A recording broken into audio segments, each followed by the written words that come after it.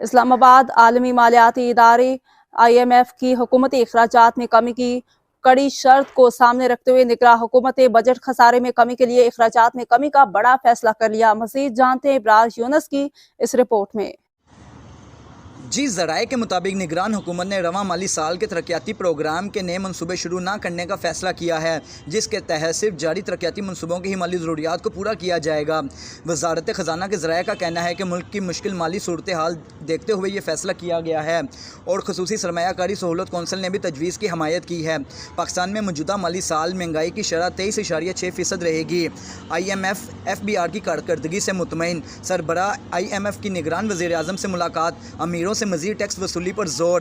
بجلی، گیس، گندم اور کھاد کی سبسڈی میں صوبوں سے آبادی کی تناسب سے حصہ لینے کا فیصلہ کیا ہے۔ صوبائی حکومتوں کے کہنے پر گندم اور یوریا کھاد درآمد کی گئی ہے۔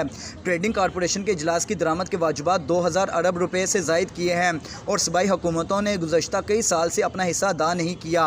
ذرائع کا بتانا ہے کہ ترقیاتی منصوبوں اور تمام سبسڈیز میں صوبوں سے حصہ لینے کے لیے قانون پر کام جاری ہے۔ اگر ضروری ہوا تو وزارت خزانہ قومی مالیاتی کمیشن ایوارڈ میں تبدیلیوں کے لیے سفارش کرے گی۔